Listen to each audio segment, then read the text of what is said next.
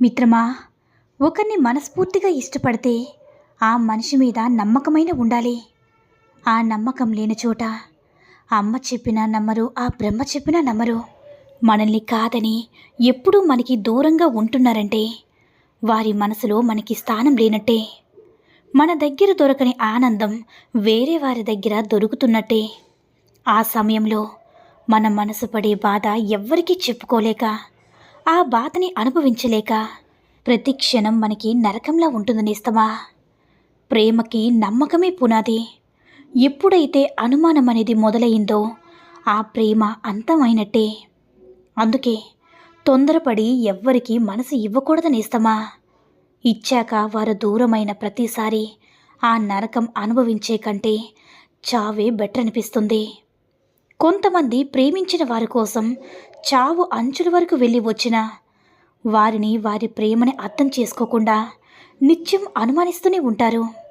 ఇప్పటికైనా మారి వారి ప్రేమని అర్థం చేసుకోండి.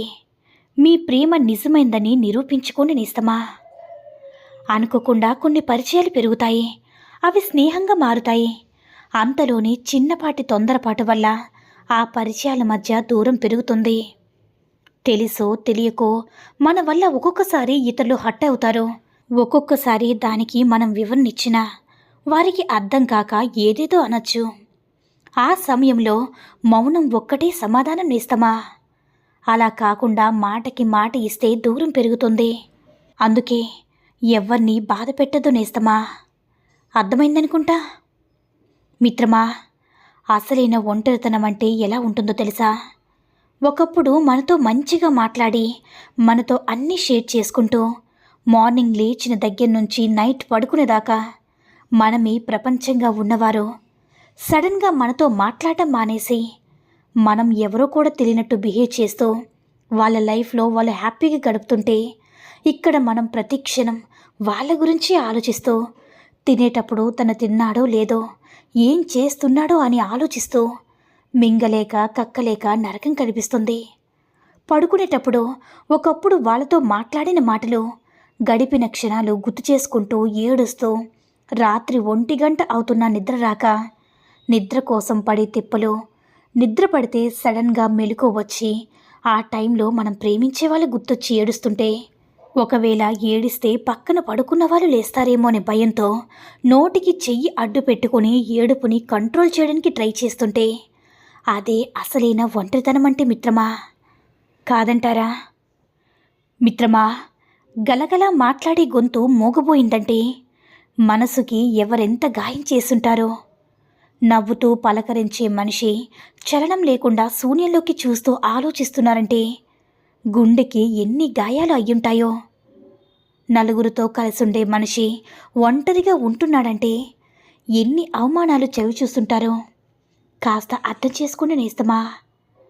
మిత్రమా, నేను లేని చీకటి సమయంలో ఎవరు పని చేస్తారని సూర్యుడు ప్రశ్నిస్తే విశ్వమంతా మౌనంగా ఉండిపోయింది. కానీ ఒక చిన్న దీపం మాత్రం నా శక్తి మేరకు పని చేయగలనని వినయంగా సమాధానం చెప్పింది. మంచి పని చేసేందుకు స్థాయి భేదాలు అనవసరం నేస్తమా. అది తమ బాధ్యత అనుకుంటే చాలు. మిత్రమా, మాట్లాడి ప్రయోజనం లేదనుకున్నప్పుడు మౌనంగా ఉండండి. మీ మాటలకే విలువ ఇవ్వనప్పుడు వారికి దూరంగా ఉండండి. మనకు విలువ లేని చోట మాట్లాడడం ఉన్న విలువను పోగొట్టుకోవడమే అవుతుంది నేస్తమా. అర్థమైందనుకుంటా. ఒక్క విషయాన్ని గుర్తుంచుకొనేస్తమా. తప్పు జరిగిన తర్వాత చంపేయండి చంపేయండి అంటున్నారు. కానీ అసలు ఆ తప్పే జరగకుండా సమాజంలో ప్రతి ఒక్కరూ తమ తమ బాధ్యతని నిర్వర్తిస్తున్నారా? అసలు స్వీకరిస్తున్నారా?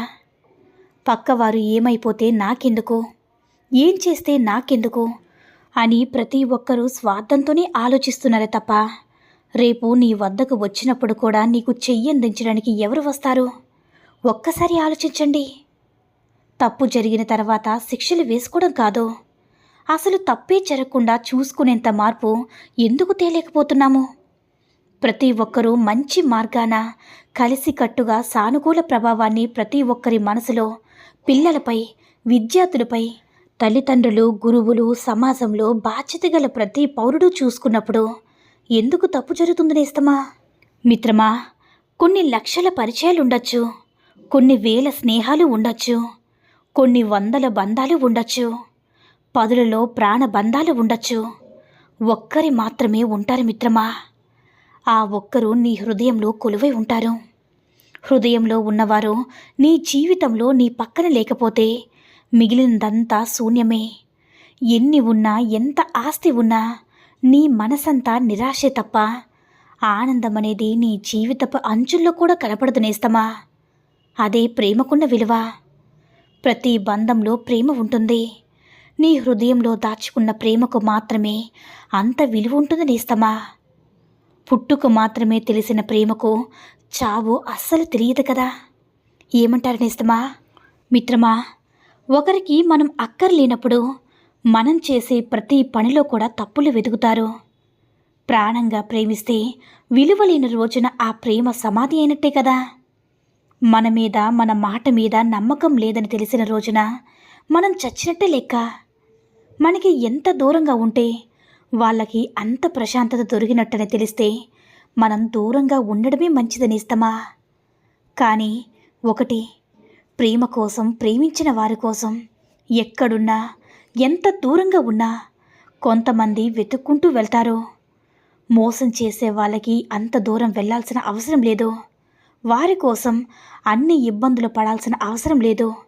మనతో ఉన్నవాళ్ళు మోసం చేస్తున్నారని అందరూ అలాగే ఉంటారనుకోవడం పొరపాటు నేస్తమా. ఇప్పటికైనా నిజమైన ప్రేమను నమ్మండి. లేకుంటే మీకంటే మూర్ఖులు మరొకరు ఉండరు. అర్థమైందా నేస్తమా? ఒక చిన్న మొక్కను ఒక చెట్టుగా మార్చడానికి ఎంతో కష్టపడాలి. అలాంటిది మూరడంత ఉన్న పసికందును చెట్టంత మనిషిగా ఎదిగే వరకు పెంచాలంటే అంత తేలిక. ప్రేమగా చూసుకోవడం, పద్ధతిగా పెంచడం, బాధ్యతగా చదివించడం, ఇవే పిల్లలు కన్నవారి నుంచి కోరవలసినవి. అంతకుమించి ఏం సంపాదించారు, ఎందుకు సంపాదించలేదని అడిగే హక్కు ఏ పిల్లలకి లేదు.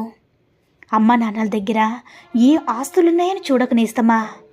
అమ్మా నాన్నే మనకి ఒక పెద్ద ఆస్తిగా భావించు. పైకి గర్వంగా ఈడ్చి కొట్టినట్టు మాట్లాడేవాళ్ళు టెంకాయ లాంటి వాళ్ళు. బయటికి గట్టిగా ఉన్నా లోపల చాలా స్వీట్గా అండ్ సాఫ్ట్గా ఉంటారు నేస్తమా. కానీ మౌనంగా ఉండేవారితో మాత్రం చాలా జాగ్రత్తగా ఉండాలి.